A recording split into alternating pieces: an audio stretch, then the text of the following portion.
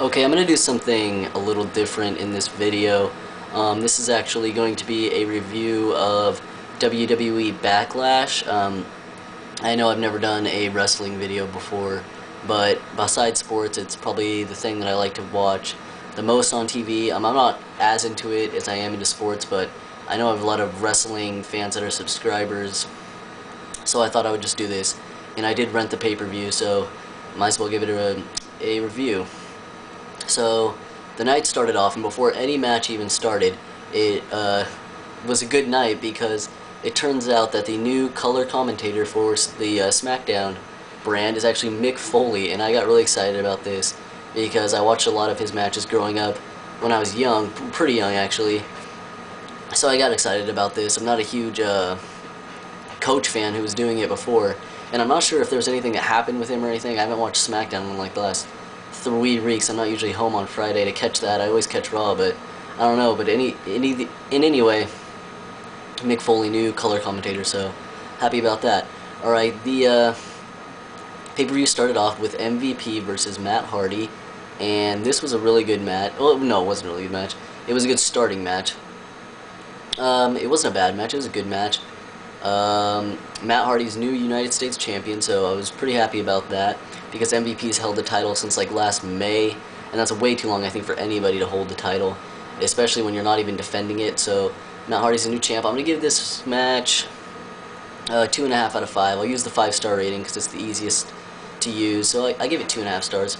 Pretty good match, a good opening match because it got the crowd into it, and that was a pretty good match. Alright, move on to Kane vs. Chavo for the ECW Championship. I really liked this match. It kept me entertained.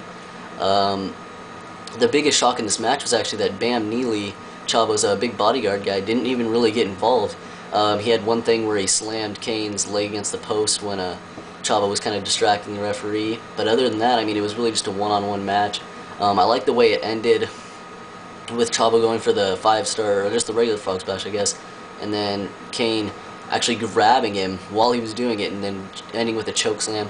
There's a lot of entertaining stuff in this match. I think they put on a really good match. So I'm going to give this match 3 stars out of 5. It was pretty entertaining. Alright, the next match was the worst match of the pay-per-view, as everybody expected it would be. Big Show versus the Great Khali. The Great Khali is just a shit wrestler in general, and I think they should demote him to becoming more of like a ECW monster that doesn't really get like pay-per-view time. Because, I mean, he just really can't wrestle, and it's a shame to the Big Show, who's probably pound for pound in meaning, you know, how big he is, a great wrestler. He's great athletically. You're talking about like a 450-pound guy. He can really wrestle. He carried this match. I'll give this match 2 stars, just because the Big Show put on a pretty good match. Khali was shit as he always was. You know, the Big Show had a cool slam picking up Khali and finishing him with a choke slam, so 2 stars. Move on to Shawn Michaels versus Batista. This match was kind of a disappointment because it didn't really live up to all the build-up. And it was really, I thought it was really stupid how they had Y2J reffing this match. Y2J didn't do anything. There was no point of having him in this match whatsoever. I mean, that was really stupid. He didn't come into play at all. So I'll give this match 2 3/4 stars. It was kind of a disappointment. It was alright. HBK finishing with kind of like a possum. He kind of played possum, it looked like, and then kind of sucker, sweet chin music Batista. So it was alright. And we'll move on to the next match, which was the Diva 12-man or 12-woman match, and this match was pretty good. Everybody gives WWE a lot of shit because their divas are so much worse than TNA's, but I think this match showed that there's a lot of divas in the WWE that can actually wrestle. They put on a really good match, and I'm going to go out on a limb here, and I know I'm going to get a lot of shit for this, but I'm going to give this 3 stars for a diva match, because if you take it for what it was, they had a lot of good athletic moves this match. I mean, it kind of was a little bit, kind of turned into a brawl at the end and at some parts, which actually made it even more entertaining and exciting. So I'm going to give this 3 stars. I thought it was a pretty good women's match. Beth Phoenix and her team won in the end, but there was a lot of cool athletic moves from like Mickie James and Melina, girls like that. So they put on a pretty good match. The next match was the match of the night, I think. Edge vs. Taker. I think this match was better than the match they put on at WrestleMania. I mean, this match was great. Great match. This match is going to get 4 stars. They just had a whole bunch of stuff in this match. They found a new way to get Hawkins and Ryder involved. You know, I didn't think they would get involved, but they did. Undertaker overcoming all odds again. We saw Undertaker go to the top rope and would jump like 5 feet in the air and have a huge... I just really enjoyed this match. There wasn't ever a point when you thought Edge was going to win, but it was still a great match. I'll give this match 4 stars. I really enjoyed this match. I think it was the match of the night. Better than the one they put on at WrestleMania. And I think Edge might be out for a while with a kayfabe injury. It looked like he was pretty... They were really selling that at the end, that he was going to be out. So I think he might be out for a while, a month or two with a kayfabe injury. So that's all I got to really say about that. Great match. Match of the night, 4 stars.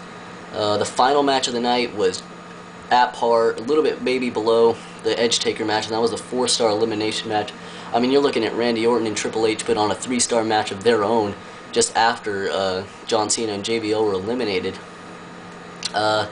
This was I loved the end with John Cena and Triple H. I mean, they really told a story. They really had a lot of cool moves in there. They had when Randy Orton kind of got slammed onto the steel chairs, that was really, or the steel steps, that was really cool. I'm trying to think right now.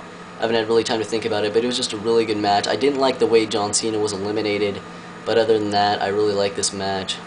At the beginning, it was cool because it was kind of like a Wrigley's Brothers Circus, where there was like kind of some outside action going on, and then the main action in the ring, and it was just, it was a really good match, and I liked it.